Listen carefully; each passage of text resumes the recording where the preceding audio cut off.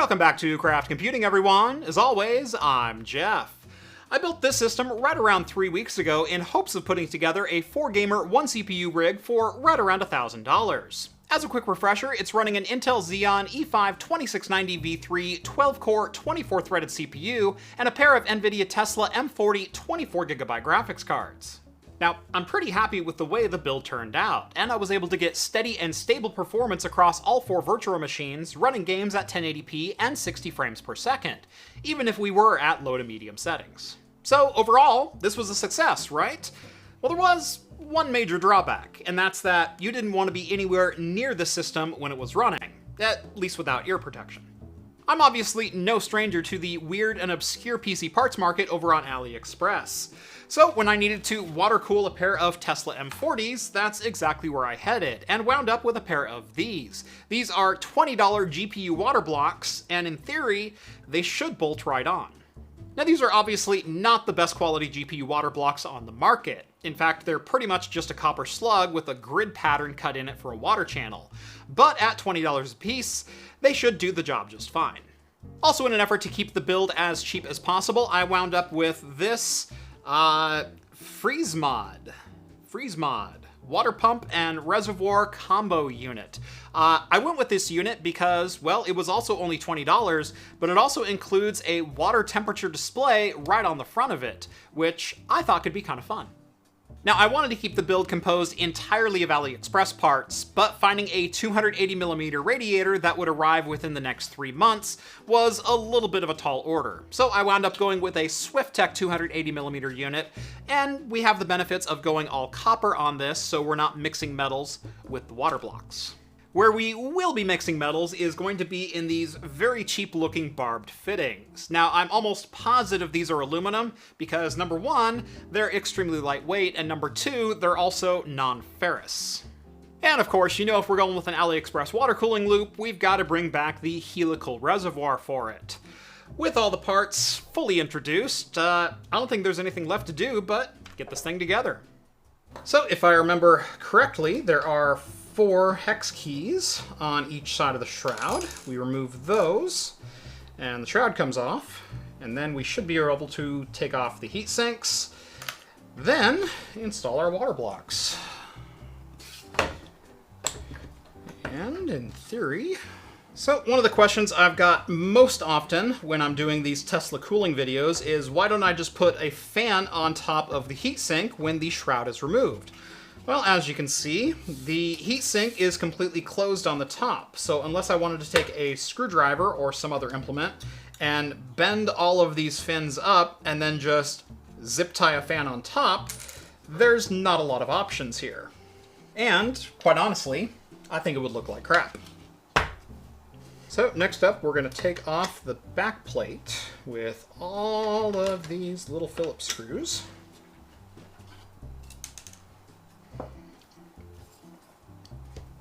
And finally, we will unscrew the heatsink itself. And hopefully this whole thing will come apart. And just like that, we've got our air-cooled heatsink removed. Now, hopefully, I'd like to leave the back plate on here so we could just pop the new heatsink in place. That is just irritating.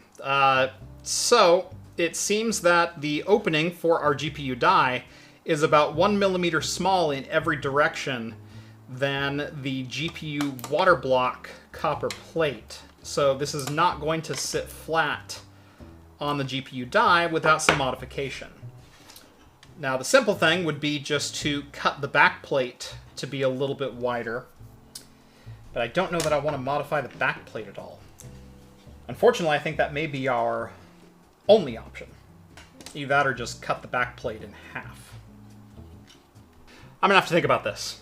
All right, new plan. Let's cut the front plate completely in half and just cool the VRM. Now, because my Dremel decided to explode and I'm out of cutoff discs, I wound up with a whole bunch of aluminum powder on these rear pads. Luckily, I have just enough laying around where I think I can do both heat sinks and cool the VRMs, and we should be back on track. Let's see.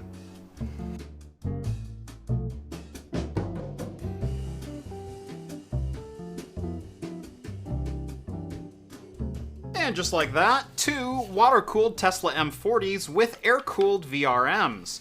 Now, this obviously isn't the exact way that I wanted to put these together, but overall, I think that'll be just fine given what we're working with. Now that this part of the build is done, I think we need to get the radiator and pump situated into the case, and I think somewhere in about 30 minutes, we'll be ready to turn it all on.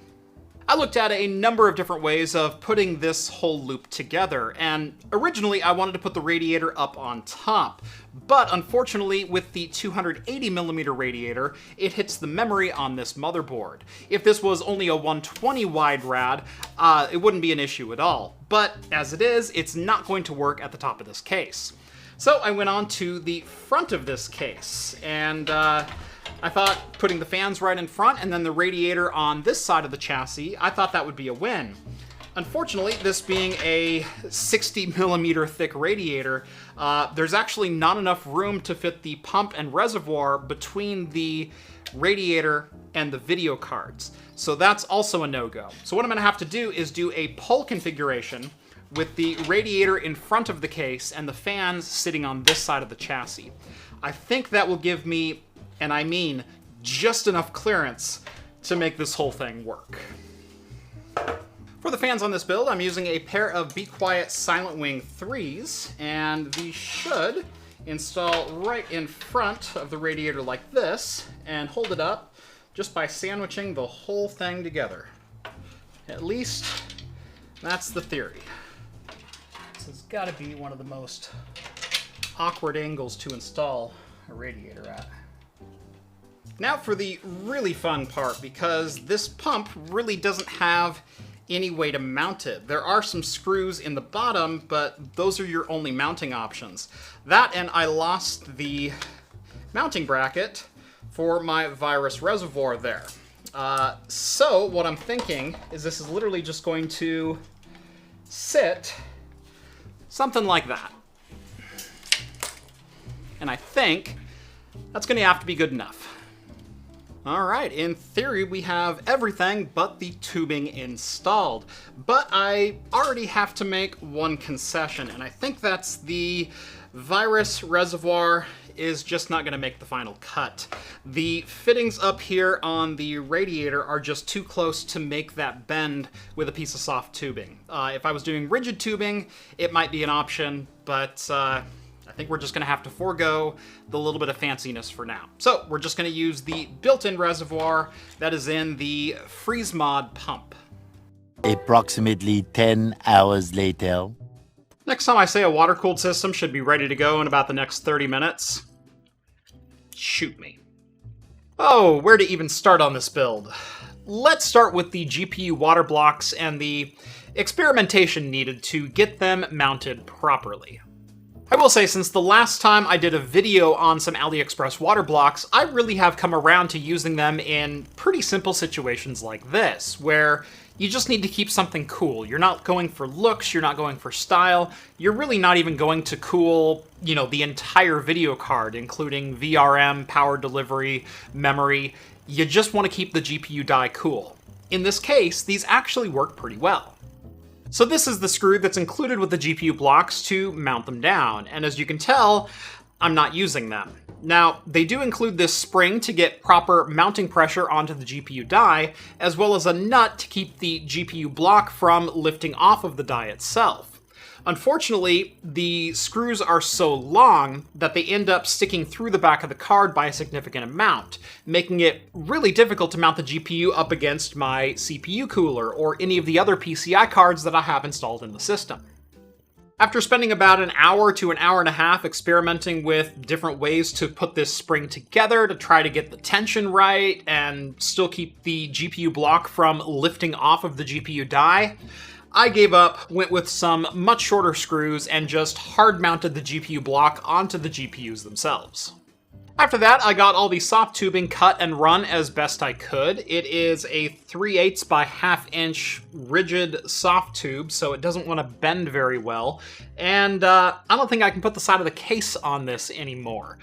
But it does run and is now leak-free.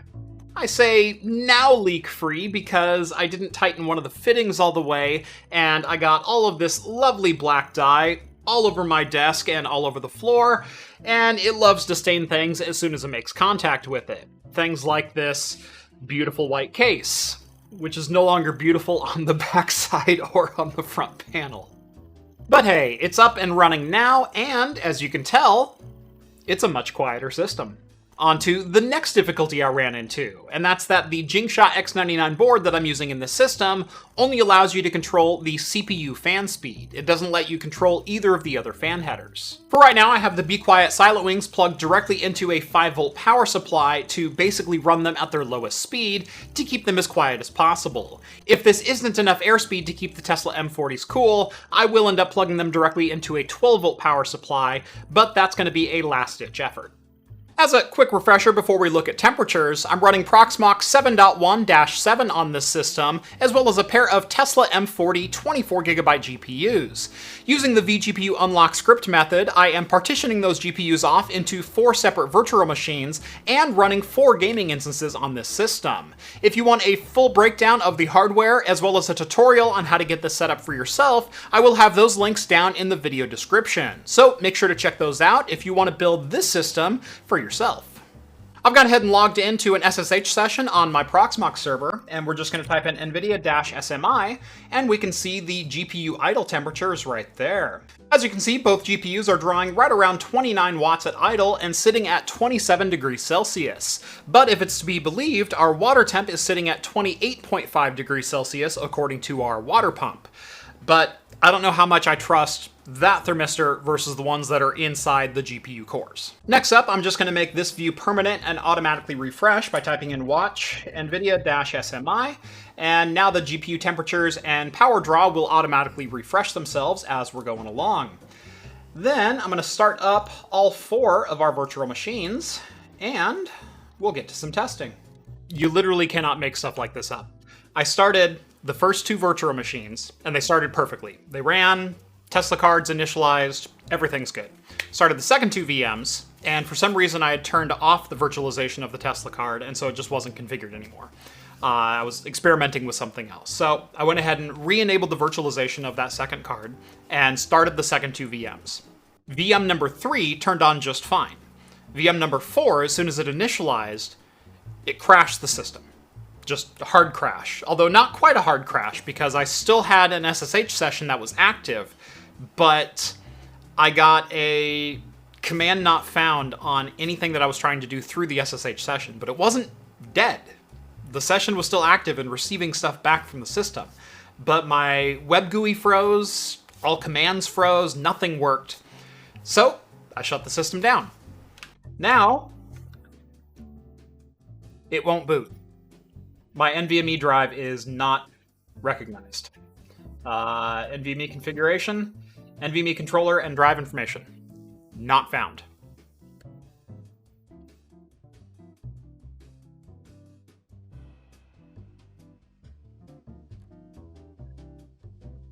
Anyway, I'll be back when this is running again.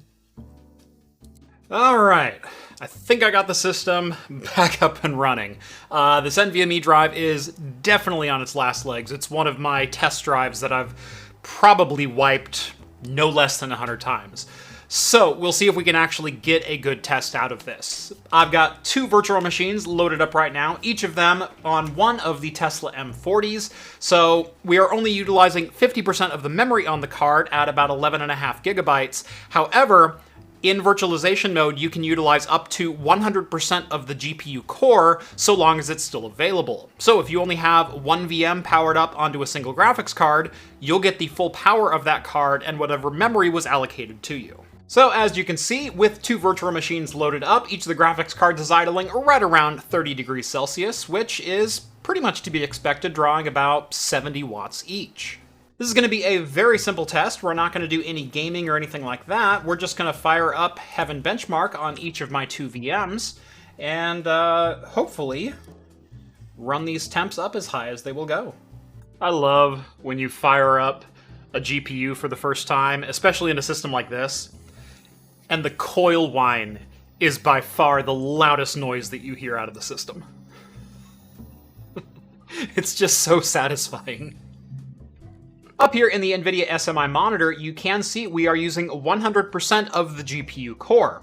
Now, people might notice that we're only utilizing about 180 to 185 watts out of the 250 watt ceiling on these cards. That is because these do have a hard set frequency limit on them. There are ways around that, and I may explore that in a future video, maybe do a little overclocking on these cards. But for now, these, I believe, are running at right around 1250 megahertz. Yeah, each of these GPUs is limited to 1114 megahertz at its maximum boost step. Again, there are ways to overclock that, but these GPUs will not self-boost beyond that using NVIDIA's GPU boost. But probably the biggest thing out of this whole video is the success of these $20 graphics card water blocks. As you can see, we're running at 42 and between 44 and 46 Celsius on both of these cards. That is a pretty remarkable turnaround, especially given the noise difference between air-cooled and water-cooled in this tower. Especially with the GPUs hitting upwards of 195 watts, there was a spike to 194 right there. 48C? I'll definitely take that for a system that's going to sit on the other side of the room from me. Water temperature has risen just to 34.7 degrees Celsius, again if the thermistor on the front of the pump is to be believed, which, again, also is not that bad. I think I'm going to let this run for just a little while. We'll see if the temps kind of equalize themselves, although I don't see them climbing much higher than this. So I stepped away for about 15 minutes or so, and yeah, these cards have pretty much leveled out right between 50 and 55 degrees Celsius. The water temperature stopped climbing at 41C and has held steady there for about the last 5 minutes or so. So I think this loop is fully saturated, offsetting about 400 watts worth of GPU power. So overall, is this a better solution than air cooling with some 3D printed shrouds and a couple blowimatrons? Well, let's take a quick listen to the previous result.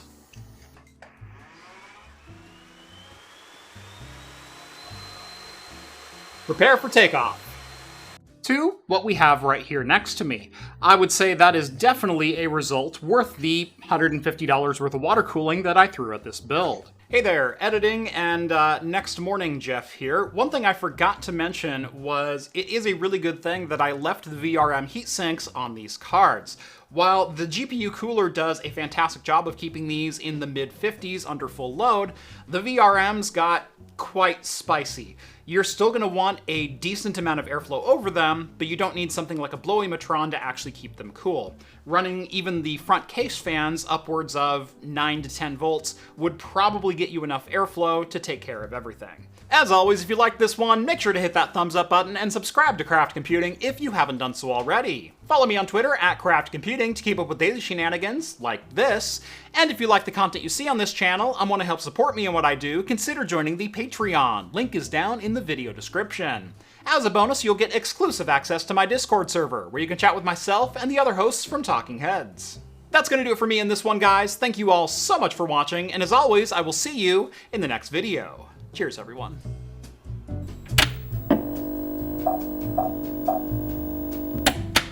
Beer for today is from Block 15 Brewing Company in Corvallis, Oregon. This is the Sticky Hands Tropical Slam. This is a variant on their standard Sticky Hands IPA, and is supposedly more tropical. Go figure. Sticky Hands Tropical Slam features the same innovative brewing techniques as our base version, but takes it on a journey to the islands, ramping up Sticky Hands tropical fruit and citrus flavors with copious additions of Galaxy Citra Mosaic and Hallertau blank hops.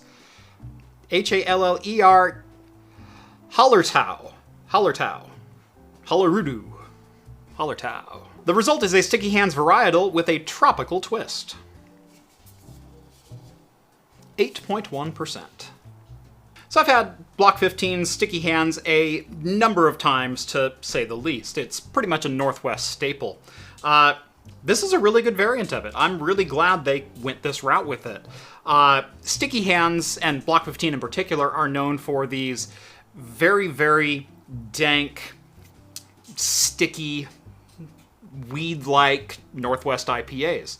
They're absolutely delicious, but you really have to be a hop lover to genuinely enjoy them.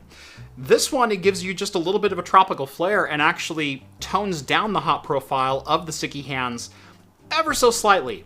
And I say ever so slightly as in we're down from turning it up to 17 to now we only turned it up to 11. Still a fantastic beer, but just with a little bit of a pineapple front and a little softer intro. Definitely I like it. There's your beer review. Even though I said definitely I like it. Every day I feel like I'm becoming the roadkill of PC hardware enthusiasts. Learn how to do the right things the wrong way, and everything breaks. I bet I could out-zip tie David Freiberger, too. I bet I could.